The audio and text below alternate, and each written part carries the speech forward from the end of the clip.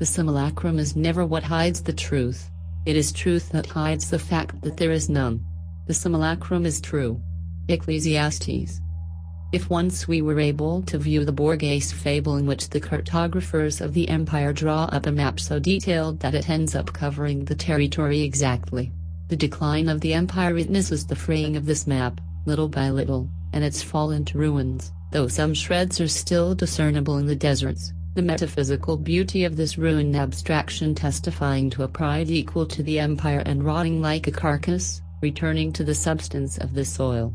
A bit as the double ends by being confused with the real through aging, as the most beautiful allegory of simulation, this fable has now come full circle for us, and possesses nothing but the discrete charm of second-order simulacra. Today abstraction is no longer that of the map, the double, the mirror, or the concept. Simulation is no longer that of a territory, a referential being, or a substance. It is the generation by models of a real without origin or reality. A hyperreal. The territory no longer precedes the map, nor does it survive it. It is nevertheless the map that precedes the territory, procession of simulacra, that engenders the territory. And if one must return to the fable, today it is the territory whose shreds slowly rot across the extent of the map. It is the real, and not the map, whose vestiges persist here and there in the deserts that are no longer those of the empire, but ours. The desert of the real itself. In fact, even inverted, Borges's fable is unusable. Only the allegory of the empire, perhaps, remains. Because it is with this same imperialism that present-day simulators attempt to make the real, all of the real, coincide with their models of simulation. But it is no longer a question of either maps or territories.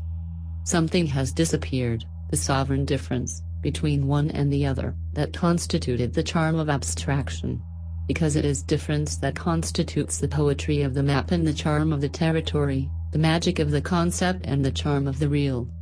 This imaginary of representation, which simultaneously culminates in and is engulfed by the cartographer's mad project of the ideal coextensivity of map and territory, disappears in the simulation whose operation is nuclear and genetic, no longer at all specular or discursive.